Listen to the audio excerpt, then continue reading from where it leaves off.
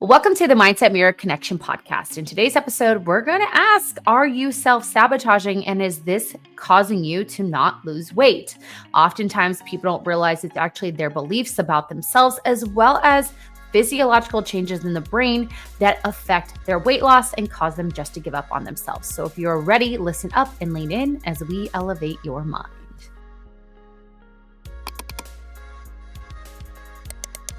Woohoo! Yeah. What's up, girl?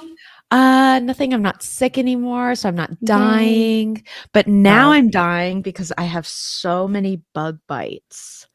From what? Well, we got pictures. I made Michael do nice maternity pictures. Oh no. And we went out to like these fields and they are all over me. Like where I'm literally like taking cortisone cream and like lotioning myself with it. Okay. I'm also someone who suffers from bug bites. I literally spray myself with like a non-chemical spray just to walk every day. Yeah. One thing I found is there's this like suction you can do where it's like a little suction and you just put it on there and you pull up and it like sucks out the venom. Whatever it is, not venom, but or you can do my sadomasochist way where I heat up a spoon as hot as possible and put that shit on it. It hurts like hell, but it works. That's all right. I'll probably do that because it's the most uncomfortable feeling. Order the suctiony thing on Amazon. I cannot wait till the end of the day to like try something else. Suction it out, baby. Yeah, Mark doesn't get. I bet you, Michael, did he get any bug bites? No, he got like 2. And you know what's bullshit about that is we knew we were gonna there was gonna be bugs, so we brought bug spray. Fine, sprayed it, and Michael was like, "I'm good," you know, doing the typical guy thing.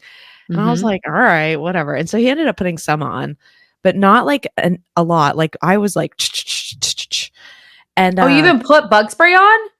Yeah, he put spritz, and I was like, "You're in a full blown and so now cloud I'm covered in them, and he's got 2, and I'm like, all right, well that. But I also get a lot of bug bites in general. Yeah, me too. Ugh. I absolutely hate it. So, you know what you can buy is Skin So Soft lotion by Avon. Smells great, and it has whatever is in it. It makes the bugs not bite you, and you can use it every single day. Skin So Soft. Okay. How was New York? New York was good. Yeah. So we got there Thursday night. Instagram. Yeah. So I'll talk about that too. Everyone's like, were you alive this weekend? Like I was. So we went to New York City to see friends. We got there pretty late on Thursday. Woke up Friday. I went and met a client in person. Oh, cute. That was fun. Yeah. We had coffee and a little chat. And then Mark and I walked 45 minutes to lunch and then back. We stopped in a few places, then went out to eat. Oh my gosh. Went out to eat with Howie and we went to a Brazilian steakhouse. It was by far like some of the best fucking meat I've ever had. It was so good, but I left there. I'm like, I'm going to get gout because of how much meat I just had. We ate so much. It was insane. I had to stop, and they kept eating. I'm like, I can't eat anymore. Like my body is not having it. And then we on Saturday woke up, had breakfast, and then we went to, I'm sorry. Let me tell you what happened when we got home from the Brazilian steakhouse. We get into our room and we stay at the Virgin Hotel. Right. That's where we stay all the time if they have one. It smelled like someone smoked 10 cigarettes in our room. It was disgusting. And this is a non-smoking hotel. Okay. So I'm pretty tired. So I laid down because, we got there so late and then we woke, it was 1 a.m. by the time we got to bed. And then we woke up at 7 because I was supposed to meet my client. So I'm already on 5.5, 6 hours of sleep. And so, and then I have beef tiredness. So so I'm laying down. He's like, I'm going to go talk to them. So they're like, we can move you to a suite or we can give you a credit. And so I guess he called me, but I was already asleep. So then we get to move to the suite. So we got the credit. And then the next morning, we think, okay, it's gone. Nope. Around 10 a.m., same smell. So we're like, no, absolutely not. So they move us rooms The new room was fine. Got the credit too. So it was fine, but we didn't get a suite. So it's okay. So was it like someone else was smoking like when they shouldn't have been? I think so. And I honestly feel like they were blowing it in the vents. In the vent. Yeah. Like college. Is that how you do it? Well, Stupid because there's an actual window in the room where you can and like what you do, blow like, if out. you're really gonna get janky before marijuana was legal, is you take like a toilet paper roll and then stuff it with dryer sheets that are scented, Oh, and so then you blow it through the vent, and that way you don't have to go outside when it's snowing. When you're oh, I like see. Look at that. Yes. We're learning something today. Yeah. Yeah, it was disgusting. Yeah. Like it was almost like when you go to a Vegas casino, disgusting. Where you're like, my hair, is my hair gonna stink? Yeah. So, anyways, so then we saw Chicago on Broadway, which is my absolute favorite musical. It was amazing. I get so emotional when I watch people performing because, that was going to be my life. And they're up there on Broadway and they're singing the songs. Like I literally tried out for my high school musical my senior year because that was like my goal to just be in the musical because I never had before. And I tried out singing All That Jazz, which is the opening number. And I got the lead role, one of the leads. There was like 3 of us. And sang that song. And then they played it. I was like, oh my God, I love it so much. Yeah. Then we went to dinner. And then we went to the event, saw Diplo. Oh, how was that? It was good. Yeah. I just was like, I don't know. I was not feeling the like get crazy vibe. Yeah, so I just had a, couple. I mean, we had bottle service and I had literally like 2 drinks and then just water. I'm like, I'm good. Then I really wanted to come home early. My husband had this grand idea. He, and I get why, and this is nothing against him, but he's like, well, because we're flying out different places, we should fly out around the same time. And I didn't even think anything of it myself, but I'm like, you're going an hour and a half. I'm going 5 hours. Yeah. So I tried to get on an earlier flight and then we like kept going back and forth because it would have been an upcharge to do it. So I missed the timing, or the time frame, to change it. And so I'm like, damn it. I'm like, I don't want to get home at like 8:30. I don't have the dogs at the house because they're at my mom's. Yep. So I ended up, and then also because I wasn't traveling with him, he has status on American. I was like last on the plane to put my luggage in. And then I'm like, I had to carry on. I know this is all first world problems. So I did end up upgrading to the emergency row, which was like $70, which also gave me because I don't know if you guys know this, like on American, that section of the luggage, what are the overhead bins, is just for the people who upgraded. So there's like 3 in a row and it says reserved for main, blah, blah, blah. And so there was, even though people still put their shit in there. I'm like, that's not yours. So there was nothing in the one above me. And I sat next to these wonderful humans and I tried to sleep. Ugh, I hate planes. Then I called our dog sitter and I said, hey, I text my nieces and nephews who were useless. And then text my dog sitter. I was like, hey, she's in graduate school, so she doesn't have a job right now. Like, you want to make some money? You want to go pick up my dogs for my mom's? So she picked him up, brought him home. And then I came home and I went right to sleep with the puppies. Good. Yeah. So did you get home at 8:30 then ish? I got home at 8:19. Oof. Let the dogs out, got what I needed to get out of my suitcase to wash my face, brush my teeth, get ready for bed. Hi, Brookie. Hi. Brookie wanted to say hi to everybody. Say, hey, everyone. I'm doing good. I didn't pee-pee or poo-poo at grandma's house. Oh, good. My legs work. My back leg I'm favoring, but it's okay. Huh, baby? Yes. So how was your weekend? Not going away. Not going away. I didn't go to Austin because again I got sick, so I was like bummed. And then did you sell your tickets? No, the tickets. So I intentionally booked Southwest so that way I could cancel it and still have like a credit. Go to the concert. No, the ticket was only $60 like total. Oh, okay.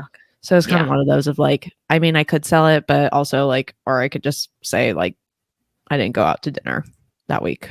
And so, And I kind of knew that when I booked it, like, okay, if it was like more expensive, I was gonna sell it. But I also was kind of like $60 is kind of a wash. And then so what did we do Friday? I don't think we did anything Friday.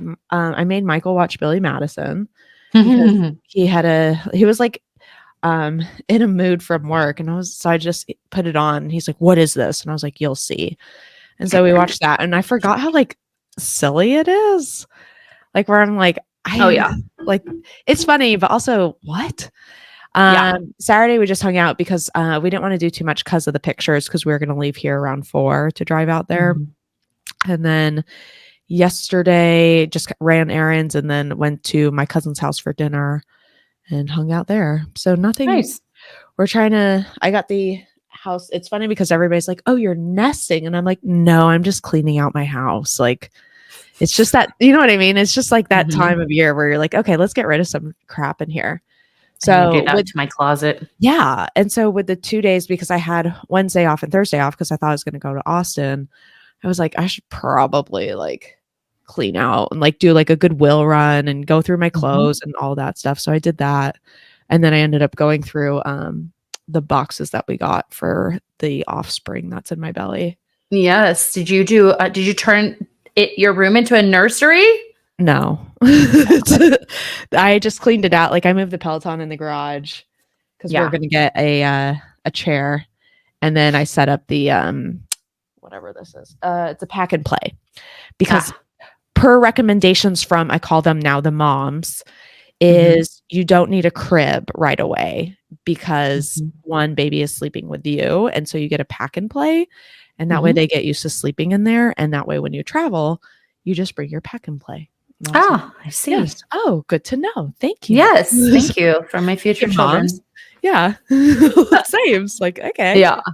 So, that was it. You made me think of something on the plane. I watched the Brandy Melville. They called it Brandy Hellville. So it's just like it's a clothing brand that these young girls were gravitated towards. There's big TikTok and Instagram following on it, but they only had one size for everything. What? So yes, one size. They only hired like beautiful white girls to be in the front. If you were Latina or Black or of Asian descent, you were in the stock room or you were in the dressing room or behind the cash register. You were never the one to like take pictures with people. No offense, on their website, they still have a bunch of white chicks that are like, oh yeah. And it was owned by grown-ass men from Italy. Yeah. And they literally had one size fits most. So they went on this whole thing about these do not fit. How tell you that right now. How girls would go on diets to fit in their Brandy Melville, and how most of the women that worked there had eating disorders. But it was also talking about fast fashion, which y'all know I love a good Shein moment, but it made me think about it was showing Ghana and how Ghana is the leading place for secondhand clothing. And it's getting into their sewer system because it's so abundant. It's getting into their sewer system that then's ending up in the ocean. So I think I have to rethink Shein. Yeah, there's a Netflix documentary about fast fashion. Have you ever seen it? I think I have. I've watched it, and it was like how they like steal products, like designs from other people, like actual designers and stuff like that. Yes, but this one talks about how like it goes into the logistics of it, of like, because the issue is we donate these clothes thinking it's good for charity and whatnot, but it actually goes to these like lower income countries. That's where I was going with that. Your goodwill. But now we're taking away from the lower income countries' economy. Because they don't need people to make shirts and sandals anymore because they get so many. So now those people are out of jobs. Right. Well, it was saying that they don't actually end up in like those bins that you have. Like they don't actually end up giving it to the true less fortunate. I think I'm still looking at Brandy Melville. It's so toxic and gross. He was anti-Semitic, and they had like an ongoing chat with like the leadership, and he would send all these he would send all these like memes that were like Hitler based. He was a big Trumper. They would make the girls send a photo of what they were wearing to the owner. Creepy. And then he had a drive of all the photos. Disgusting. Creepy. I also watched another documentary on the gay rights movement when they lobbied to get homosexuality out of the DSM, the Diagnostical and Statistical Manual. It was really interesting. I was like, yeah, when I watched that. It was good. Well, I watched the newest episode of Tell Me Lies, and if people follow me on Instagram, they'll know I hate that show. It's so disturbing. What is it about? It's about this chick who can't get off this guy's dick. Peanuts. It's like trying to think of a PC time to I don't know why I chose now to like not vulgar with my words. Yeah, I think that's why people listen to us. So.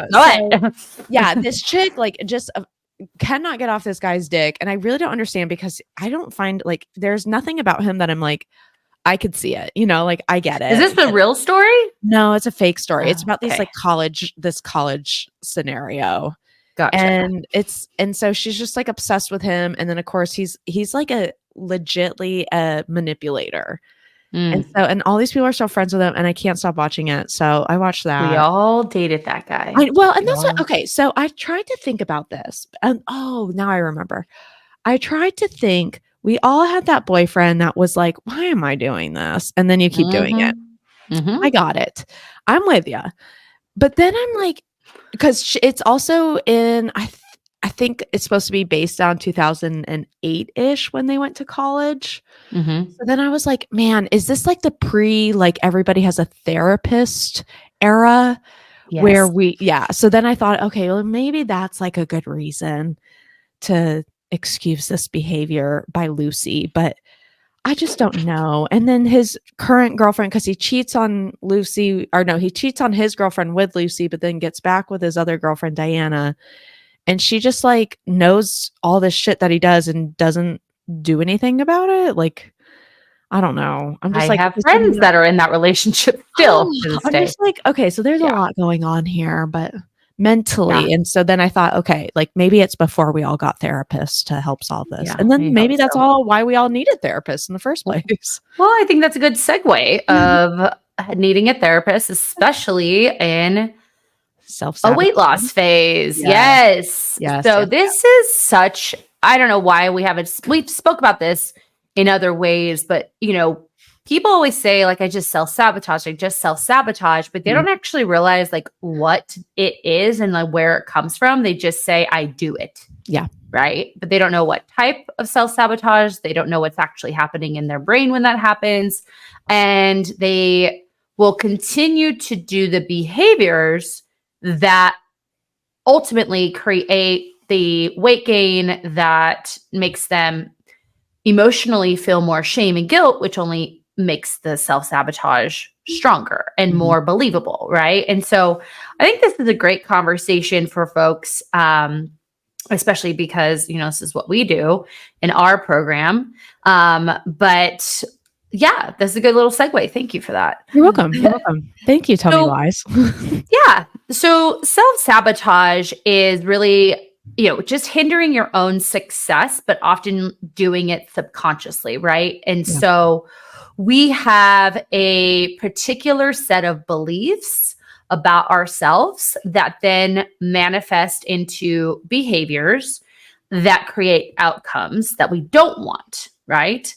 And so we have in our course a reflection on self-sabotage, self-sabotage, cognitive distortions, and inner critics. And people are always like, well, what is the difference between the three?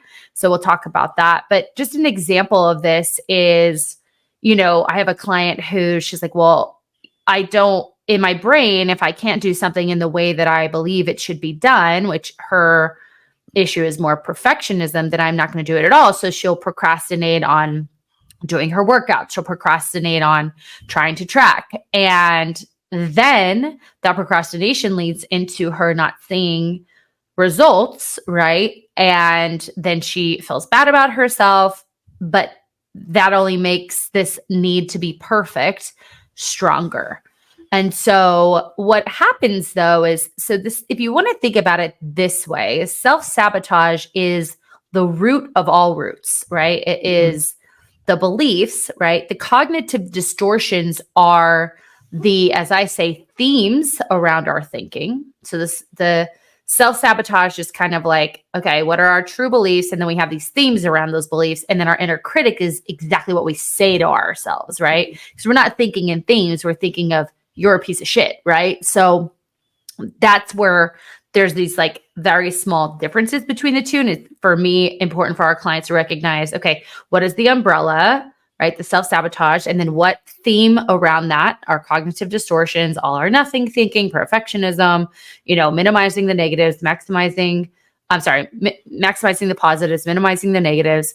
Then what does that sound like in your head, which becomes your inner critic. So would it be safe to say, like, to take it from another route of from bottom to top, is the conversations you have for yourself is the inner critic, the common themes of like categories of what those conversations fall in is the cognitive distortions. And then the behaviors and outcomes and ways we limit ourselves are more of the self-sabotaging. Yes. And the self-sabotage though has a root belief. Okay.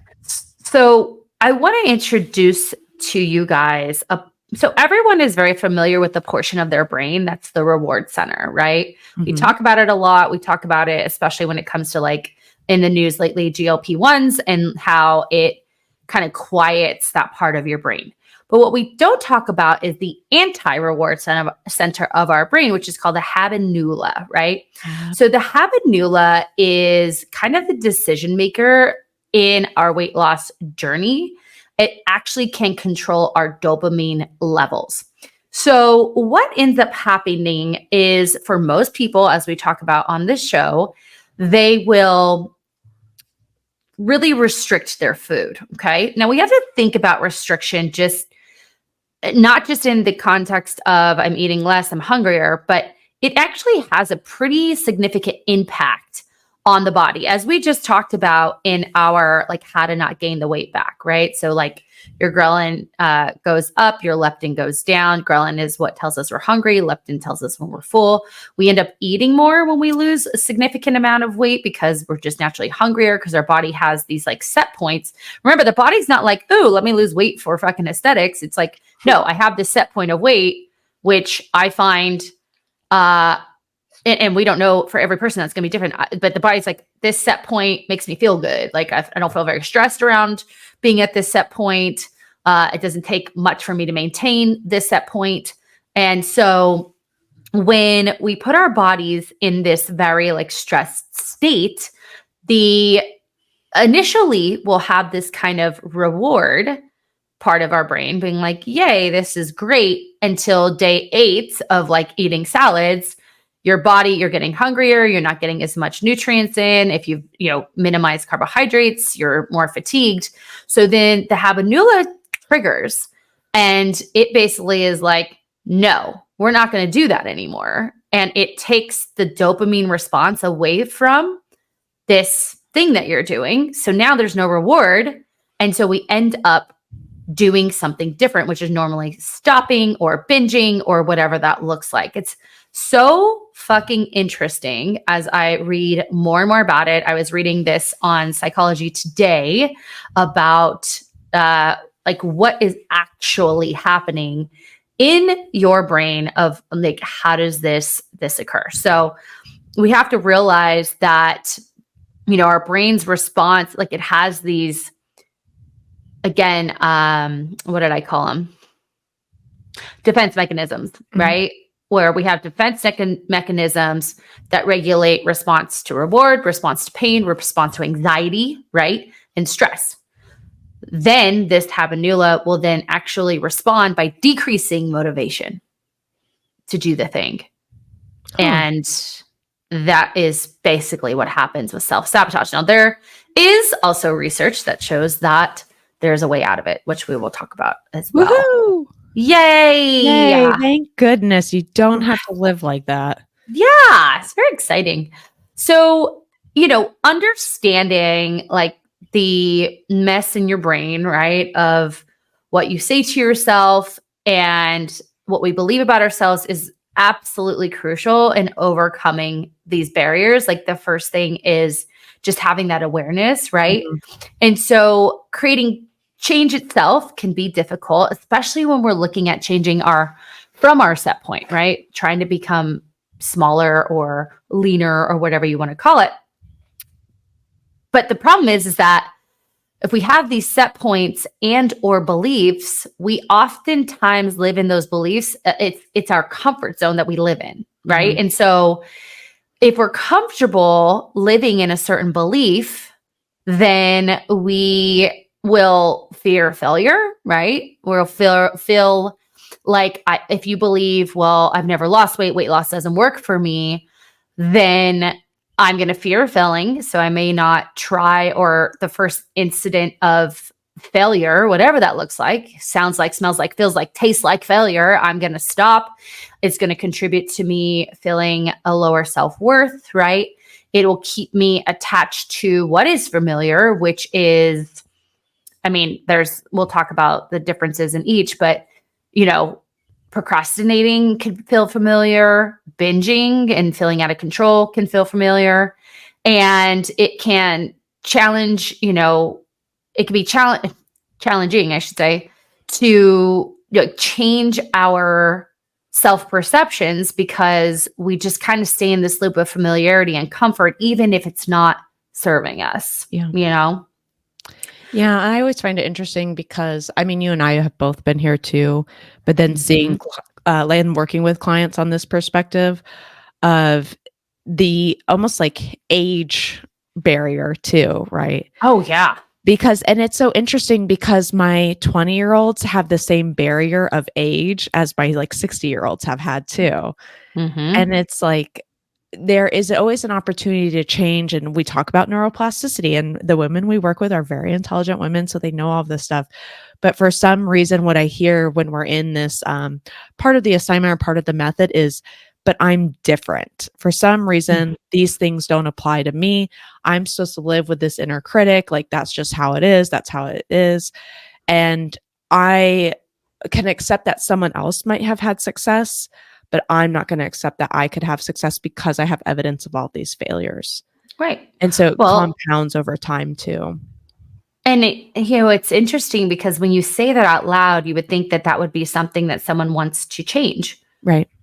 but it's a sense of security, It's right? huge. It's like a big old warm blanket. And Right. it's so interesting because when we get to this point, it's like, yes, it's so comfortable, but you yet are so uncomfortable in your body. Mm-hmm. So what is really actually like trying to not, and this is a rhetorical question, but like, what is actually happening here? Because if you're continually doing these comfort behaviors, but yeah, I hate my freaking body and the way I live and the way I perceive myself, but I'm going to continue to do these comforting behaviors. What benefit are you drawing from this? Right. Well, and just it's so, as a coach, you can just see it happening. And it's Mhm. like, I want to shake the person and be like, why can't you see this? Mhm. Like, I think I spoke about this. My client who wasn't seeing results on the scale. So she put so much effort into the scale changing, not looking Mhm. at the process, right? The scale was moving slowly, that she then was like, well, I'm not seeing results. So she stopped tracking behavior, Yeah. right? So her belief is this isn't working for me. It's not going to work for me. Then the scale isn't moving as fast as she wants it to, Mhm. which again is also distorted, and she stops tracking her food, which ultimately, because that's behavior, causes the scale to actually go up. Right. So she So, predicted it. correct. So then she feels like, "Oh, see, I told you," and then comes back to the belief and makes it stronger. The funny part about this is that it then made her do measurements and she saw a reduction in all of her body. And she's like, oh, I'm Yep. like, but what's done is done. Right. So you may have, not that, those few days of not tracking would cause her body to bounce back to where it was in a negative way, but I see it all of the time. And it's this idea that we don't have any control over it. Mhm. I use this example and it seems to be so helpful. I had a client this weekend be like, I did the lemon trick. I've talked about the lemon before, but for those who have not listened, I want you to think about this. I want you out there to imagine that you have a lemon in your hand. Okay? Got So it. when I say lemon, what happens in your body immediately? Tart, like, boo. Yeah, I get the in my mouth. Okay. Yep. Then imagine cutting open that lemon. Okay. It smells good. Yep. Then imagine cutting it into a wedge. Ooh. And as you keep talking about it, like my mouth literally salivates. My mouth, and I'm putting them through this example. And then imagine, biting into it. Ooh. So your mouth, as we're talking about it, literally thinks that it's eating a lemon or preparing to eat for a lemon. Okay. So I tell clients all the time, I'm like, think of a lemon, because at any point of your self-sabotage, just think of a lemon. Just sit there and go through that scenario that I just took you through. And they're like, my one client, Kelly, was like, oh, so it's just really about switching the thoughts. I go, for now it is. It's not about reframing for outcomes. We just need to get your brain like stopping and changing the thought, stopping and changing that. You can think of a kitten. You can think of a dog. You can think of whatever is going to cause you to like just move away from that thinking pattern. But for so many people listening to this, you don't believe you have control.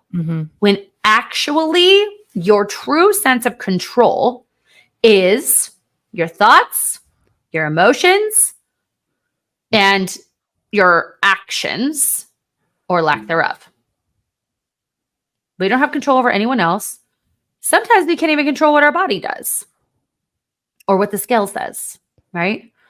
But I can control my thoughts about it.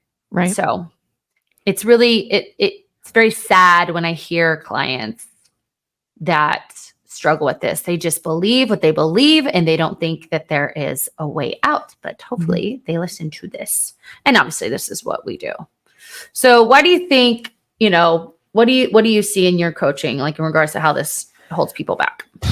The perfectionism is a big one. And that's more so of just like, again, you could say it's an education piece of if I can't work out 2 times a week for an hour, then it's not like, it doesn't count. And 2 times is not usually what they say. Like right. 7 times. Every day. Yeah. 7 times.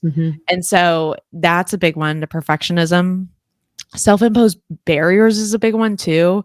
Of like, for example, there's a client that she is trying to start her home gym, like kind of getting like a room, but she can't work out at home because there's not a designated space.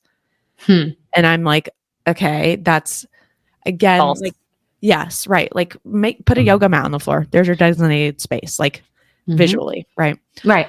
Well, I want to come back to perfectionism because it's this interesting, the fear of failure is so strong, right? That it's really the fear of failing and having to sit through this anticipation of failure and how bad it's going to be. And I'm going to feel so terrible about myself. But you can't fail at something that you kind of have on a continuum, right? Right. But because I have this one way, then my options are limited because I only have one option. So also, what is considered failing? Their failure is not doing it my one way. But even if I did only have a client that could do it one way, we could still reframe this idea of failure, right? Well, and this is where I like with the perfectionist umbrella, I like to call it, did you fail that program or did the program fail you? Yep. Right. Because it's supposed to be, let's take 75 hard because I think that's the most well-known like failure opportunity for everybody. They have to do it a certain way. You have to meet these standards every day for 75 days. And it is the perfect outline of how to get your health back, right? If you do these things, then you will be healthy on the 76th day. And it's one of those things of when you look at the program, like, do you even like reading? Because you have to read, like, I think it's like 10 pages a day or something like that. Mm-hmm. And so if someone doesn't like reading, like, why are we? And so then I hear them do like, oh, I'm doing a modified version of 75 hard. And I'm like, that's fine, but we're still taking that outline and copy pasting what we think can apply to us that we can be perfect at, instead of assessing what actually works for me and utilizing, like you said, on the spectrum or in that gray zone of right now, 2 days a week works for me. Realistically, that's enough. Right. Well, the interesting thing about 75 hard is if you don't have a perfect day, you have to start the 75 over. Do you really? Oh my Yes. God. This, One I see is kind of like comparing to other people. So instead of like focusing on your journey and exactly what you just said of what works for me, we look at people on social media. I mean, I've talked about these influencers I see who their only marketing is pictures of their before and afters. right. And they have huge followings because people are like, well, if she can do it, then I can do it. I'm going to do it her way. It's like, well, do you know her lifestyle? Do you know if she has a home gym? Do you know, does she work from home? Right. Does she have a partner who can pick up, or an assistant or a nanny? Like, but we compare to other people, and that is really a huge barrier to success. Yes. Because what you and I can do, right? So let's use us in December of this year. Okay.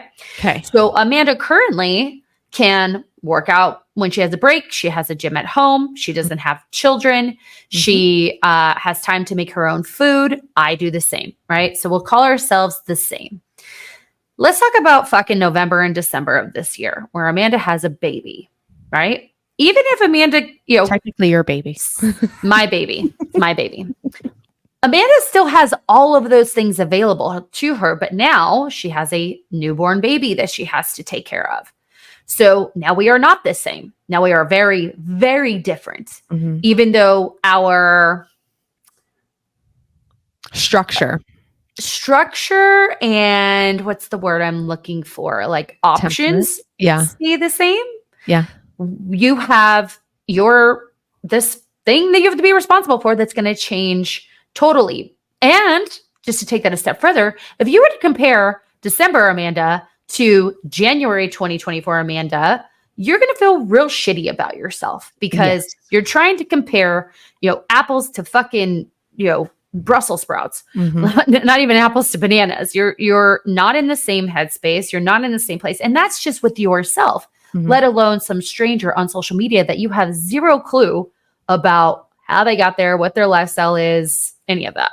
And here's an interesting plot twist to that too. So I have a client, for example, who loves a good comparison and self-judgment. And so she'll often feel guilty for having her body image and weight loss struggles because some of her friends have issues. I don't know what their friends' issues are because I don't really give a shit because they're not my client, but the friends have way worse things according to her going on.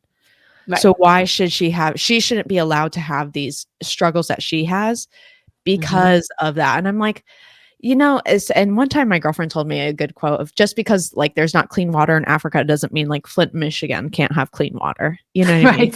And it's kind of the same. Like, it's like, yeah, but you're still struggling. So why are your individual struggles like, yeah, we don't have to say they're equal, but certainly they're different and the feelings are different, but a struggle doesn't equal a struggle. Right. So for example, you getting on the plane and having the overhead bin space and blah, blah, blah is not the same struggle as like getting on a plane last minute because of something else. Right. But it's still a struggle.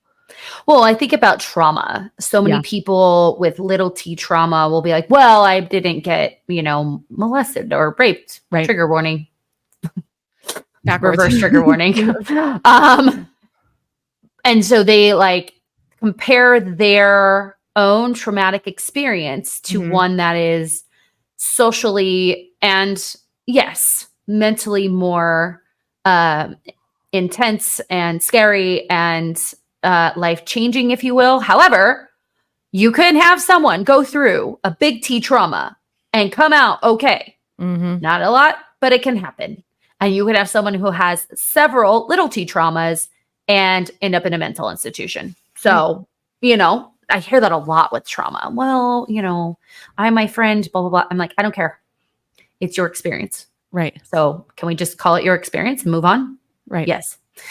So also with comparison though is the, you know, people pleasing too, which becomes a barrier, as if, you know, we've had so many clients where their purpose, they feel their purpose in life is to take care of others. Mm-hmm. And that's one of the harder barriers for people to get over, because there's a wonderful part of people pleasing.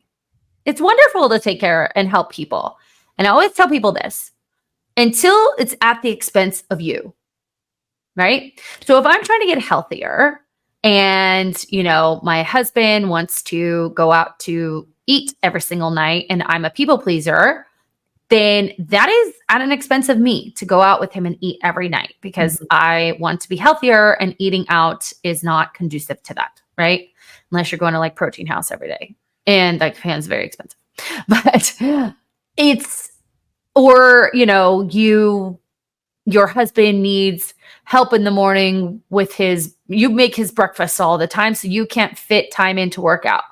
That motherfucker can make a fucking egg. Get him a Jimmy Dean fucking sandwich and be like, here, bro, good luck. I'm going to work out. Right. But that's a huge one where people, or I had a client who, her family member needed her to take her to a lot of appointments.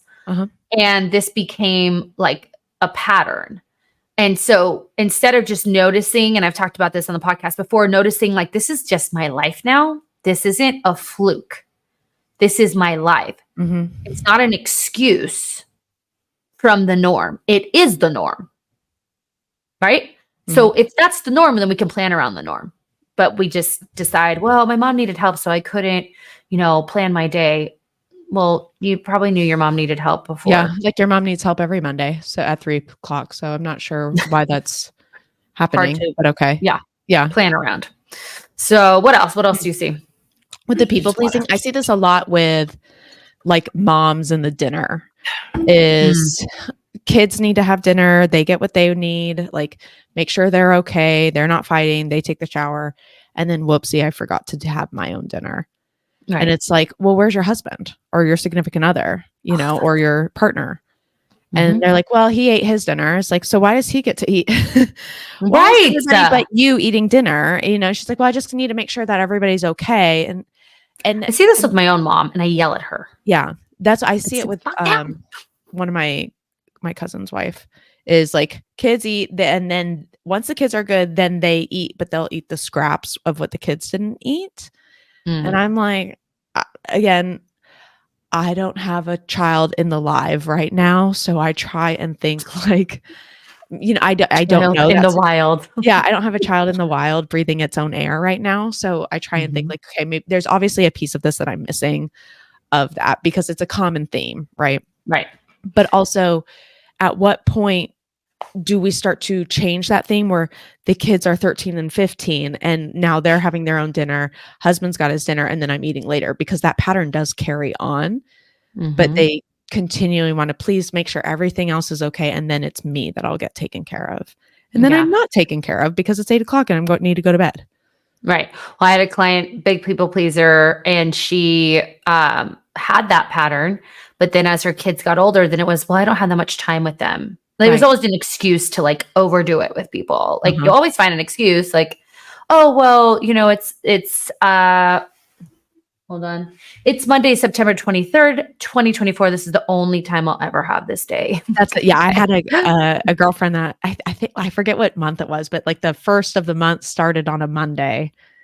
And so therefore, and that's probably more perfectionism, but I thought like, that's fucking funny. Like, like, why does that matter? You know, like, okay, well, guess what? There's 3 other Mondays in that 1 month. Like, right.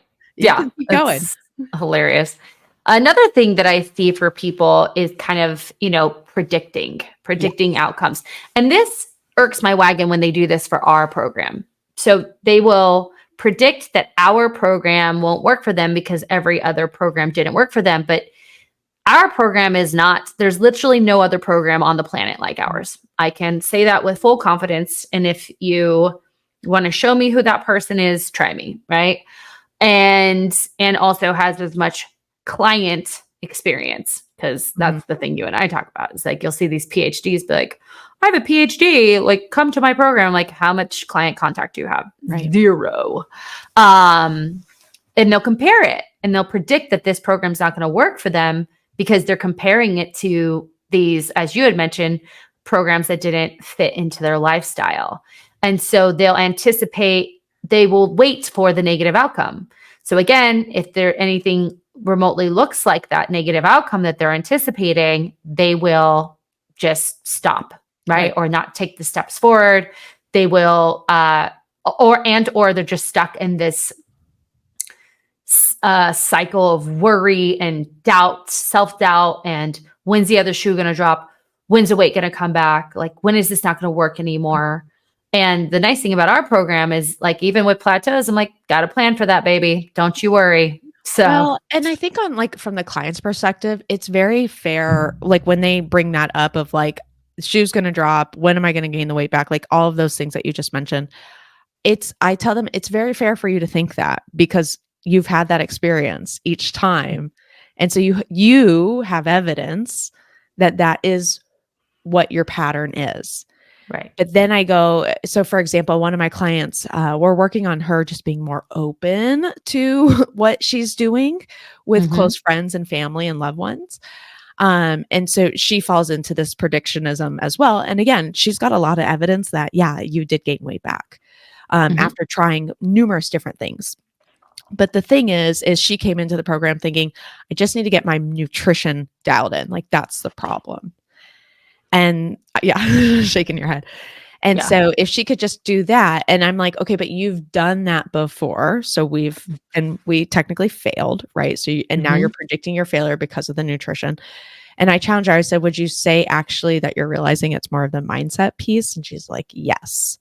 And so I'm like, and you can't predict how that's going to happen because as you've seen through these little changes over the last, 8 weeks maybe that we're in to this now, that there is no evidence of failing because you're a mindset, right? Like you don't have any, like you don't gain mind weight or whatever it is. Right. Yeah. Like, I love that. To say like, oh, it didn't work. My mindset like didn't change. And it's like, but because once it starts to crack that shell, there you don't have any like experience of, oh, this is what happened before, right? You just know the thoughts and feelings that are evoked, but now I don't know what to do with them.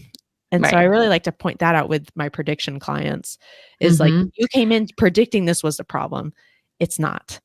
Right. Well, and I think, a lot of people, again, just back to GLP-1s, they're like, well, I've tried everything. I've gone to therapists to manage my food noise. And I'm like, did you go to a specialist? Did you go to someone who actually knows how to help you with that? Or did you just go to therapy and say, I like to eat a lot? And they were like, well, don't, like, cause there's fat therapists. Or they actually try to like quiet food noise through like Noom or some bullshit program like that.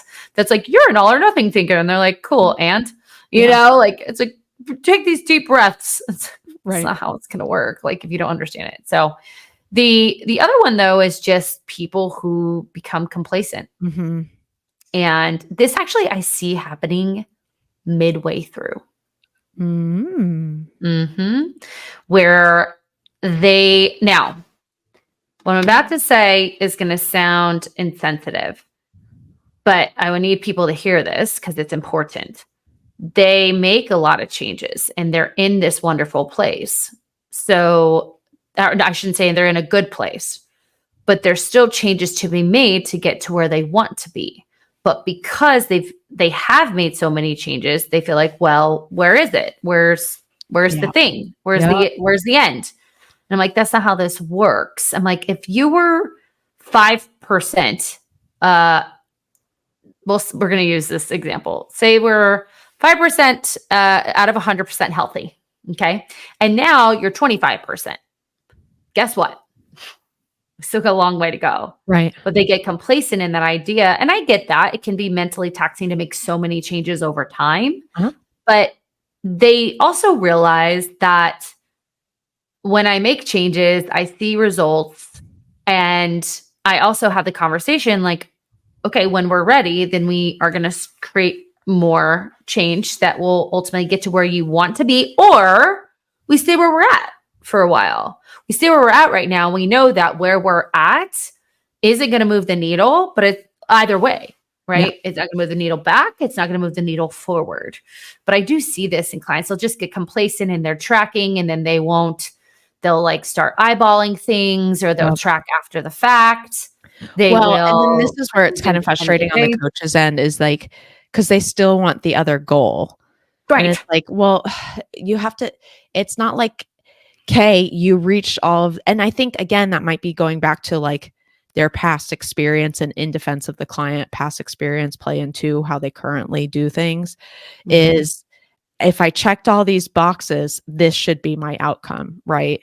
If you ate well, read your 10 pages, worked out, had your water, and then, didn't drink alcohol for 30 days, these should be my outcomes. And so they're looking back going, okay, well, I've been doing this for 12 weeks now. What's the situation here? And I don't really need to do that anymore because I know how much I should be eating. It's like, yeah, but now we're entering the holidays. Like, right. That kind of changes the ball game. And going back to like our seasons episode of, there's different seasons that we kind of need to learn how to fluctuate. And not that complacency is always a bad thing. I would say is learning what maintenance is in each of the seasons is the most beneficial thing. And so, but when we're getting complacent, we're talking about you're getting complacent, but then you're upset you're not seeing changes, but yet we're not really understanding like it's more than just checking a box. Right. Yeah. When you were talking, I was thinking about a client who used to say, well, it's better than I used to be. Right. Right. And what if like, okay, so say you're in a 6-foot ditch, right? And not in a 4, 5 or 12-foot ditch anymore. Right. But you're still in the fucking ditch. Yeah. So we got to get you out of the ditch, and that's going to require more energy because now we've just gone from 12 foot to 6 feet, and we're just kind of hanging on, right? But you're still in the fucking ditch. So the secondary part to that is just avoiding discomfort. Yes. And I say it all the time, discomfort creates change. If you are comfortable in the process, then you are not you're not putting as much pressure to change, right? But also, if we get super uncomfortable, then we put too much pressure to change because there is a threshold for change. Sure. And, if it's too easy, you're probably not going to see a lot of results. But a part of self-sabotage is avoiding discomfort in general. Like that's scary, or again, my past has shown me that when I do that, this happens. But again, it's about figuring out what is the right amount of change for you. And it might be small up front, which we'll define, or we'll talk about like the things to do. And then there's my favorite, the imposter syndrome. So that's when you just feel like you're a fraud, or people are going to see you as a fraud. You doubt your own ability to do something, right? So this will, just cause you to self-sabotage out of this fear of being like seen as a fraud by others, seen as incompetent, seen as not able to do it. And that causes you to feel like unworthy of the success. And again, like if you know who you are, so you do the work on your thoughts, your feelings, your wants, and your needs, you're going to know who you are. And then if you can create behaviors around those 4 things, then you're more likely to continue with them. And there is no exposing of a fraud, because in all reality, you actually learned yourself instead of what you actually were before, which is a fraud. I think, and to circle back to imposter and the avoidance of discomfort, of like kind of combining those two, one of my strategies that I like to use with clients on this is certain clients come in with these very type A personalities. Tell me what I need to do. This is exactly how it goes. And sometimes they're easier to coach because you go, okay, here's your macros, and they go, got it. Right. And then they do it. And then I know over time that they'll continue to do it because of the education that we provide along the way. But the discomfort of more so of those types of doing less and resting, Mm-hmm. or backing off, or giving more kind of tasks to their support systems, right? Instead of taking it on. And then feeling like if I do that, then I'm not providing, and et cetera, et cetera. But what I like to say to them is the easy thing for you to do is to keep doing what you've been doing, right? Like that's who you are. That's what you recognize yourself as. And there is no discomfort in that because it's just what you've been doing. The only discomfort is your body, and you're kind of used to being discomfortable or uncomfortable in your body anyways. Mm-hmm. And so I like to say that, the challenging thing will be for you to become uncomfortable with what I'm requesting that you do. Not telling you have to, but just saying, hey, from my perspective, here's something that we can do to move the needle. And I Right. think working in that discomfort of maybe doing less would benefit you, where because then they become the imposter of like, I was always this fitness person, right? And that's what people saw me as. And now they're going to see me as lazy. So it kind of becomes 2 in 1 on those things in a unforeseen way. So I encourage them, like, when you are uncomfortable, like in this resting phase, for example, of saying like, this is actually a lot harder than going and working out right now. Like, I know I can Mm-hmm. work out right now, and I usually would, but Right. maybe sitting in this uncomfortable spot is actually what's benefiting me because I want to Mm-hmm. do things that benefit me. Yeah. So just to go over it, guys, because this is going to be helpful in what we talk about next. In our mindset method, we talk about the following self-sabotage. So we talked about perfectionism, self-imposed barriers, comparison and self-judgment, people-pleasing or lack of boundaries, overthinking and analysis paralysis. We didn't touch on that one, did No, we we? didn't. Oh, this is my favorite, where you're trying to make this like perfect roadmap to where you need to be. And then you Google all the things and you listen to all the podcasts. And now you have like 17 roadmaps in your head. And then it just becomes too much and you don't do anything at all. Right. Okay. Predictionism, complacency, avoidance of discomfort, and imposter syndrome. Yep. So what we're going to walk you through is what we walk our clients through of how to begin to change this. So what would you say is the best first step for someone listening? For me, I think obviously our assignment does a great job of this, but even if you're listening to this, is writing down each of these umbrellas, like Christina was saying, and taking your notes on kind of the definition of each and what you perceive of it, and then finding which one resonates with you the most. Yes. Because if you're like, oh, I'm all of those, well, chances are you probably have been all of them at one point, but which one currently is the sticking point? And maybe it's not one, maybe it's 2 that you're really in between, then choose those 2. And let's see and look at what notes you took from that, and then thinking about how you are taking those actions in your life. So yeah, thinking about, okay, if I am perfectionistic, like what are my perfectionistic tendencies or thoughts, right? So thinking about like how those actions align or misalign with your goals, right? Thinking about how the self-sabotage or the umbrella way of thinking causes behaviors. What are the thoughts that surround those beliefs, right? So, oh, I had the cookies, so I've fucked up, so I might as well just let go until Monday, right? What are the thoughts about that? And then I think it's important to recognize like where you are when those things happen. So what are the triggers, right? I remember one for me was I would be out with friends and I'd want to like go home early and I tracked my whole day. But then I would have this trigger that was like, well, I'm making memories with my friends. What's more important? Now, making memories is important, but when it's every fucking weekend, not that important. I think of my client who said, and she's done so well changing this. She said, I always thought like I need to be drinking because that's what everyone else does. And are they going to be like, why isn't she drinking anymore? And having to explain myself. And then maybe people wouldn't find me as fun. So she would just keep overdoing it. And now she's like, yeah, I had a Diet Coke like the entire day and nobody said shit. It was like, see? Right. Good for you. And and I think too, when we're talking about like the process of working through this, is there needs to be an accountability piece or like time set aside, not just like, oh, I kind of did that. And then like, okay, I'm aware of it. So I just need to be more aware of it. because I can Mm-hmm. see where that, like a person who engages in these behaviors would kind of you're shrugging it off without the intention of shrugging it off. You're thinking like, Right. I'll just be aware of it. And it's like, well, are you, like, for example, my bug bites. Am I aware that I'm scratching myself every 2 seconds? Not really, until I'm like, oh, ow, like I'm scratching myself.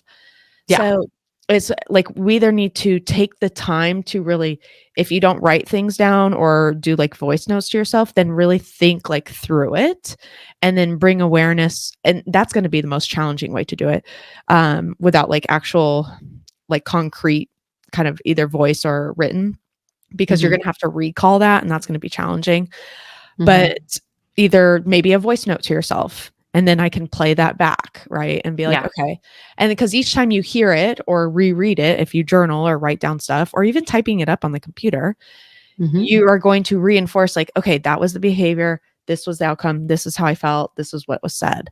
And Yeah. it's going to just each time prepares you for the next, because it's going to happen again. That's the other thing too. Mm-hmm. And so Right. now next time it happens, I can change it by that 5%, like you were talking about. Mm-hmm. And I'm not Exactly. expecting to say like, oh, I found this out that this is my self-sabotage behavior. Here I go. It's going to be great now. It's more Yeah. so, how is each time that I'm addressing this situation improved? Exactly. Exactly. So part of that again is defining which one you resonate with, Uh-huh. right? How are your current, like, what are your behaviors that connect with that? Mhm. What are the thoughts and beliefs? So being able to voice note about that. And then what was the trigger or situation? And what was your like knee jerk reaction? Mhm. What did your brain tell you it wanted to do? And then the next piece would be like, am I resisting or hesitating at all? Right. So what does it look like when I kind of resist this change? I make excuses for this change. I love the thought of, not the thought. I love to explain it as like passes that you're giving yourself. Yeah. Freebies. Freebies, exactly. And then how does that undermine your goals? Right. Right. You may even be justifying, like I did, right? Even though I know what my goal was and I caught myself in the moment, but then made this kind of excuse, well, I'm, having fun with my friends, right? And then the more important thing is, how is all of this, how has it historically held me back? So we might be in the moment sending those voice notes to ourselves, and then over time be like, shit, this is why I haven't lost weight. Mhm. We had a really hard conversation with a client about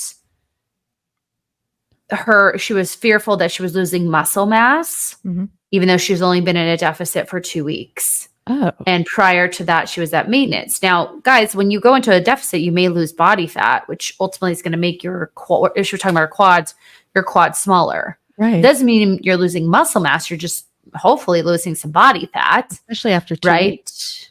It was only 2 weeks, but in her brain, so this is where the self-sabotage kind of comes in, was, well, prior to us, she was eating in a deficit and gaining muscle mass. And I was like, well, let's unpack that. Because when I spoke to you, you weren't necessarily tracking. And then also working with you, we've uncovered some, we'll call it binge light behaviors on weekends. And so I'm seeing your behavior coming in plus, and you think you were in a deficit then, but those two things don't align with being in a deficit. So you could have just been in a maintenance or a surplus and built some muscle. And even that would still be a dirty bulk, right? Because obviously she still needs to lose body fat. So she gained body fat while doing that. And then I said, also, we have to realize, like, if I trim the fat off a steak, the steak itself is going to be smaller, right? Still pure protein, but when I trim that fat off, it'll be smaller. So I had to kind of show her self-sabotage of this belief I was in a deficit, but I didn't track on weekends. Right. Even if not tracking on weekends was 2 weekends out of the month, it's still going to affect the outcome. Right. She was great when we decided to continue what we were doing. And I talked to her about the difference between fat tissue, muscle tissue, and the law of thermodynamics of calories in versus calories out, and so on. So yeah. So sitting down and writing this all out, putting it on paper, whether you're typing it, speaking it, and beginning to look at the whole picture. So after you get a good amount of this data, again, beginning to look at the whole picture and be like, oh, wow. Okay, so these are the situations that this is normally brought up in. These are the beliefs, these are the thoughts, this is the outcome. So you had said this earlier, when it happens again, because it will, you now have practice in recognizing it. You understand what it feels like in this brain to be in that moment. And the more that you do that, the more likely you are to catch it in the moment and then stop yourself, right? And reframe it. And so a reframe, like I said, could be the lemon, just changing your thought in the moment. Or we can get to a place where the reframe is, I missed my workout today. That doesn't mean anything about my progress. Progress is actually me having this conversation with myself and rescheduling it tomorrow. Correct. Yeah. And like when stopping in the moment necessarily doesn't mean stop in that moment and like to go in the bathroom and try and chat with yourself. Yeah. But honestly, I can do that. I've literally done that too of like, I need to step away because like the old self is coming with the new self with the and so it starts clashing in that moment and it becomes like, oh, fuck. And I've literally left the room. And it's not like I was like, I'm leaving the room to have a talk to myself. No. But it was like, you go in the bathroom and you're like, okay, this is what, like, kind of what that situation was. Remember when last time we went through this? And then I recognized, what did I do last time? How did I feel after? What choice can I make now? How do I want to feel? What choice aligns with how do I want to feel? And then when I do X choice, I need to recognize that too. So yes, you could do it in the moment, but also say you weren't as aware of it as you were hoping to be. And then like later in the day or later in the night, you can talk through it too, because it's circling back to how would you treat your friend doing this that you loved, or like your niece or someone that you cared for. You wouldn't be like, well, why didn't you stop in the moment? Right. Well, it's funny. I actually have an example of this from yesterday. So I told you guys how my husband had decided that we should leave at the same time. Yeah. He booked my flight and he did it all out of love of spending the day together and leaving at the same time. Okay. And then when I was trying to change my flight and then it timed out. So then I'd have to change it at the airport. Now JFK is very far from Manhattan. It's like, and it's $100 Uber, literally. And so I'm like, yeah, I also don't want to sit at this airport for 5 hours if I can't change it. But then I was pissed that I missed this opportunity. Then my self-sabotage, because remember, guys, it's asking for help. Why didn't he think of this? Why didn't he think of the fact that I'm going home without him? The fact that, I have to pick up the dogs, that I have a whole week to plan for, and I was getting heated inside and I was like short with him. And then finally I stopped myself. I'm like, no, we're not doing this. You have to realize where he was coming from. He wasn't sabotaging you. Right. And if you stay in this current mindset, it's just going to cause the day to be worse. You need to accept what is. We're going to get on this flight and figure out an outcome. Okay. Well, before that, we'll figure out an outcome before we get on the flight, hopefully. So I let it go. And then we went and had lunch. We watched some football. And as we were doing that, I figured out a solution and all was well. But I could have stayed in that self-sabotage. I could have, pissed him off or just caused a divide in our day, made him feel bad about himself when really his intentions were good. And I had to stop myself. I mean, it's not to say that I didn't react. I was just like, this is fucking ridiculous. Like, I just want to go home. Why? And I said to him, I go, this is a waste of a day. Like, why would you waste a day? And I said this to him. And then I was like, okay, chill the fuck out. So that's my example. Yeah. So good. Compassion, baby. Compassion and kindness. Figuring this out, guys, is going to really be helpful. Now, I want to come back to what we were talking about earlier, which is, your habanula, the part of your brain. Now, there is a way to bypass this, and it's everything we're talking about. We have to remember this anti-reward system triggers when we get too stressed. There's too much pain. There's too much. The body says too much, right? So we can bypass this by doing enough, but not too much, right? So those small changes that don't cause this huge physiological response will actually bypass your self-sabotage system from happening. Make it simple. And we talked about this earlier. There is a threshold for change. For you, make it enough so change actually occurs, but not too much where your anti-reward system kicks in, your self-sabotage kicks in. And yes, that will prolong you hitting your goal. That doesn't mean that the self-sabotage thoughts won't be there, but they're going to be less intense. Maybe we'll have more of an understanding of, not understanding, a more willingness to catch them because we're not in this crazy stress state in the body. And so making small changes to whatever it is you need to do is going to be helpful to avoid the part of your brain where self-sabotage is triggered. So just a little bit on the brain. Anything else? I don't want to leave on a bad note, but I would say this is really hard to do on your own. And I'm saying that from my own experience and then working with clients in the capacity that we do. And I know I've said that before and I'll probably say it until, we die, but is the sense of like, I didn't know I was working through this when I was, right? Because I didn't have the words or the education. But I will say it's incredibly challenging to do on your own. I encourage you to do it. I encourage you to try it. I encourage you to, when you do feel like, okay, like the compassionate, to really marinate in that, because it's a hard place to be.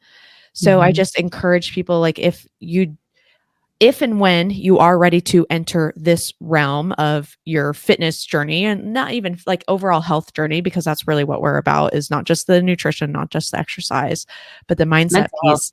Yeah. The mental health of this is, when you are ready to enter this, really give yourself a good chat of like, it's going to be really hard. And I'm going to work on finding the ways that I progressed and finding the ways that I did, those small changes and recognizing them and being okay with sitting there and giving myself props, right? Because we don't do a good job of that. But I would say if it becomes a continual like frustration point or point that you're beating yourself up, it's not worth it, because you're probably going to continue your behavior that you did that you're trying to resolve, right? Right. And so to me, I'm like, that's when we need to recognize like, okay, I need a support in doing this. And whether that's working with us or working with a therapist who is specialized, well trained in this area, that's wonderful. I will always support getting support, but I will say doing it individually is very challenging. But again, that's from my own experience. But then on the flip side of that is I work with clients for a minimum of 4 months, and they've pretty much got a handle on that within 4 months. Right. Well, you're trying to create change. Yeah. And by doing this work. Yeah. Right. And if you don't believe change is something you can have, then it can be very hard. You're like just chasing your tail. So I agree. End up doing the same behaviors that you're trying to change, ironically, but now you're just putting them in your mindset instead of food and nutrition. Exactly. Good. If you guys are interested, we have various coaching programs. We have our self-guided coaching program that will take you through all of these reflections, as well as daily journal prompts to help you change your mindset. It is self-guided, self-paced. You get access to it for a year. We also have our new, which hasn't been launched yet, group coaching program, which is no longer going to be cohort style. We are going to have it be open, where you have access to the mindset method. You go through your own curriculum, and then I will be running group coaching calls every week. And before your call, if you want to get coached, you will fill out a form, and I will look for themes in that week. Each call will be an opportunity to learn, as well as for some of you, depending on how many people we have in, we'll actually answer your questions. And then for those of you whose questions don't get answered, you'll get a Loom response from me following the call. And then you also get access to all the replays if you can't attend. So that will be our new evergreen, open, not cohort style coaching program. So look out for our advertisements just on my social media, our social media, Mindset and Matter Coaching, for that. And then we also have one-to-one coaching, which is our most intimate, where we can literally get in your shit. Your coach knows you so well that she'll be like, hey, you're doing that thing again. And you're like, oh, fuck. And thanks for letting me know. Now I know. And I'm like, yeah, it's great. And then we can help you in so many other ways. You can find that information on mindsetofmatter.com. To follow Coach Amanda, check her out on Instagram at fitbyamanda.az. If you want to watch us on YouTube, we are getting a good little YouTube following. Loving it. Yeehaw! Yay. It's at the Mindset of Matter. And so one of the things I do want you to remember in all of this, because if you can repeat this to yourself, you will open yourself up to seeing these self-sabotage. And this one thing is this: what you say in the mind, you see in the mirror. Goodbye. Toodle.